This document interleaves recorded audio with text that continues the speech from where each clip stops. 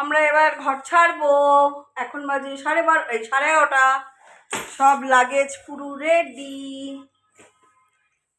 এবারে যাবো বাড়ি। লাগেজ আমাদের রেডি, এটা পরেই ট্রেনে উঠবো। তো হয়নি তো কি খাচ্ছ? ছাড়াই দেয় না। কি খাচ্ছ? তো হয়েছে বলো। ও শশা খাচ্ছি গো দিদিমণি। দিদিমণি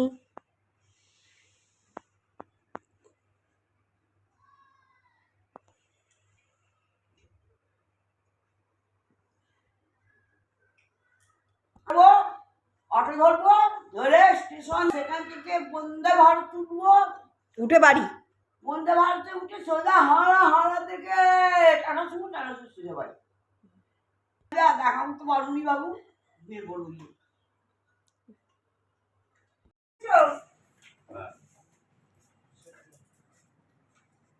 সাইড দাও, নিয়ে যাও গোটা।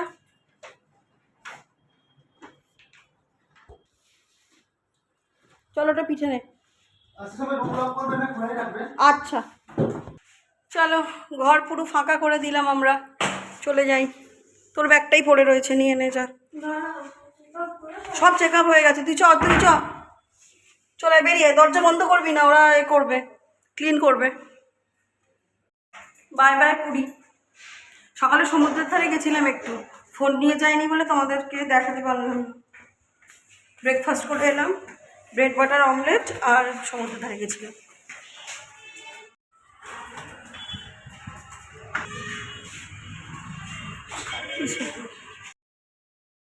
মনটা আজকে খুব খারাপ। আজকে আমরা পুরী ছেড়ে দিচ্ছি, আমরা অটোতে স্টেশনে যাচ্ছি। যাওয়ার পথে যে সি বিচটা একটু দেখা যাচ্ছে সেটাই তোমাদের সাথে শেয়ার করছি। আবার কবে আসবো জানি না, আবার জগন্নাথ দেব যদি টানে, সবার শরীর সুস্থ থাকে বাড়ির লোকের, তাহলে অবশ্যই আমরা আসব। চলো টাটা পুরী।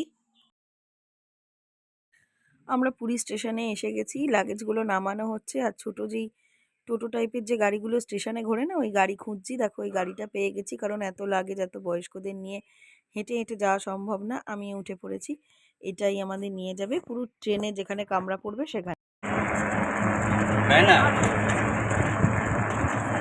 এখানে রাখ, এখানে রাখ, এখানে রাখ।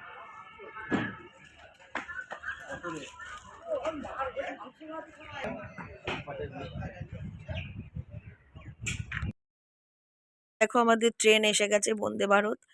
আর এই ফার্স্ট টাইমে আমরা বন্দে ভারতে উঠবো, ইচ্ছা হলো তাই জন্যই বললাম সবাই মিলে চলো বন্দে ভারতেই আমরা যাই। এক্সপিরিয়েন্সটা ভেতরটা তোমাদের সাথে অবশ্যই শেয়ার করব। চলো ট্রেন এসে গেছে, এবার বাড়ি যাব। যেরকম খারাপও লাগছে সেরকম খুব মজা লাগছে, অনেকদিন পর বাড়ি যাব। বাড়ির মতন কি আর জিনিস হয় বলো। চলো উঠে যাই ট্রেনে।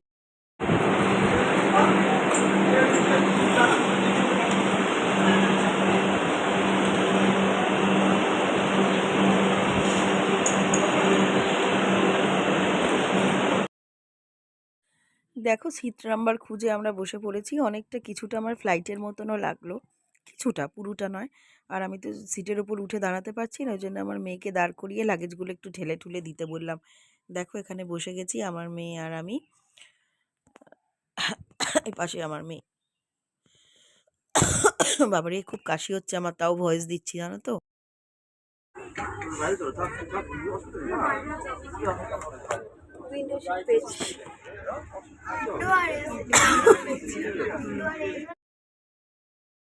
ওটার সাথে সাথে সবাইকে একটা করে ইংলিশ পেপার দিয়ে দিয়েছে, প্রত্যেককেই দিয়েছে, এটা আমাদেরও দিয়েছে। আমাদেরটা আমি দেখালাম, প্রত্যেককেই দিয়েছে। এই দেখো আমার মা এখন উল্টে পাল্টে তাকে দেখছে।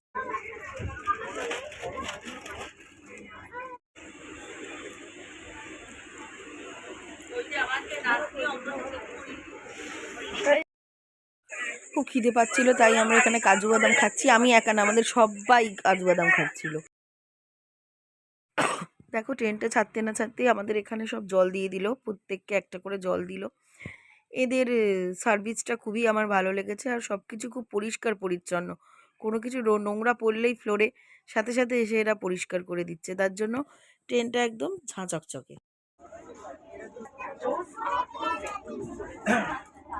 বাজে 1:45, আমাদের ট্রেন ছেড়ে দিয়েছে। চলো, ভালোই ভালোই বাড়ি পৌঁছাতে পারলেই শান্তি, তাই Kolkata bye bye Puri, bye bye Kolkata না, বাই।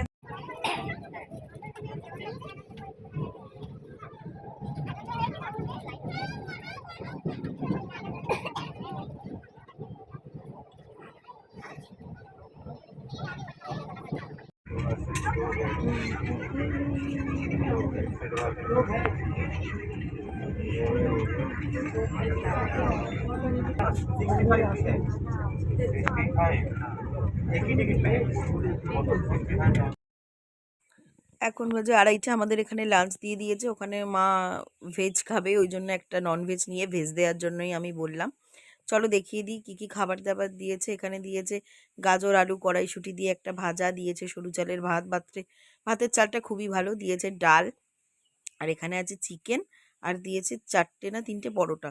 চলো খেয়ে নিই। দেখো খাবার সাথে সাথেই এসে আমাদের টেবিলটা মুছে মাছে পরিষ্কার করে দিয়ে গেল। বললাম না তাড়াতাড়ি ক্লিন করে দিচ্ছে, খুব এরা ফেলে রাখছে না কোনো কিছু।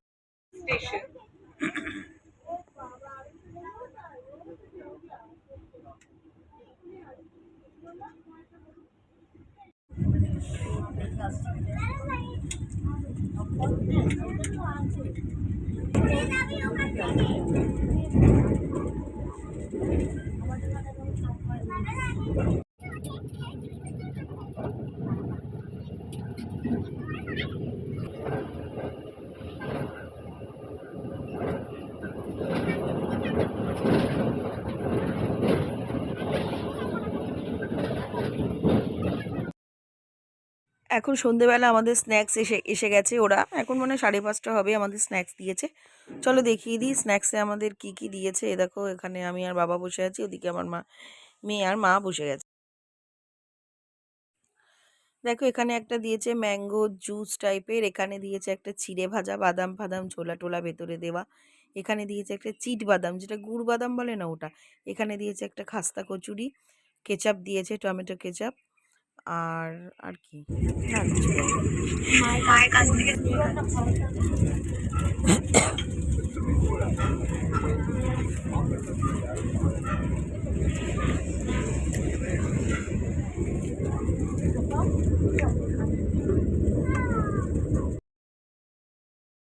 স্ন্যাক্স খাওয়া হতে না হতেই দিয়ে দিয়েছে এখানে কফি, এটা অপশনাল, কেউ কফিও নিতে পারে কেউ চাও নিতে পারে।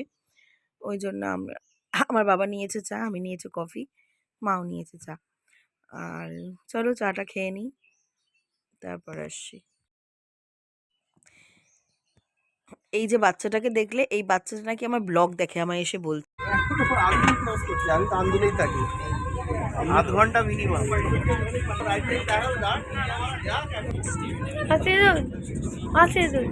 ব্যাগটা একবার নামাও।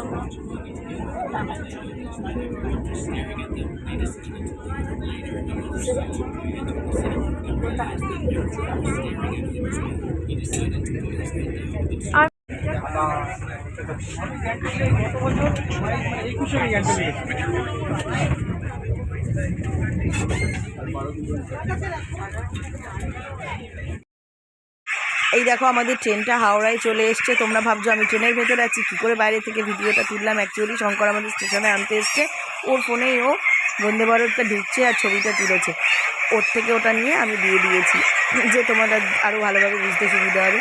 তখন সকালবেলা দিয়েছিলাম, ফিরছি আর মানে ট্রেনে উঠছি, এখন হচ্ছে রাত্রি 8:30 সময় বন্দে ভারত আমাদের হাওড়ায় ঢুকিয়ে দিয়েছে। কী মজা, এবার বাড়ি যাবো, তাই না? অনেকদিন পর বাড়ি ছাড়া, সত্যি কথা ভালোও লাগছে না, ভাবছি কখন বাড়ি যাবো কখন বাড়ি ঢুকবো, দেখে যাচ্ছে না।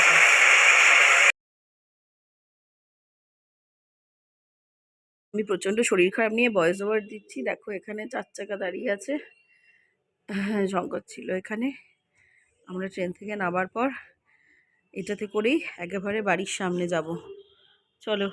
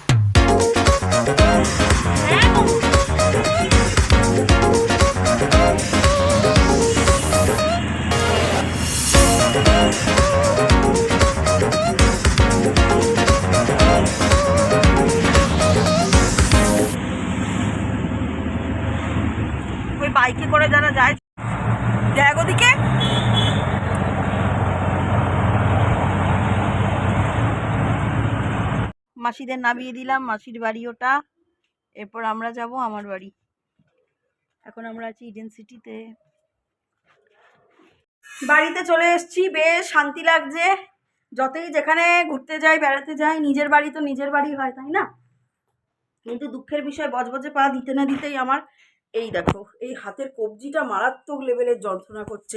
শঙ্কর বলছে ঠান্ডা লেগে তোমার হয়েছে, হয়তো ঠান্ডা লেগে গেছে। যাই হোক, ফ্রিজে শঙ্কর বললো রান্না করতে হবে না, অনেকটা মাংস আছে, ওরা সব ফিস্ট করেছিল, সেই মাংস সলিড হলে আমি খাবো না, ফেলে দেবো, হাড়গোড় যদি থাকে খাবো।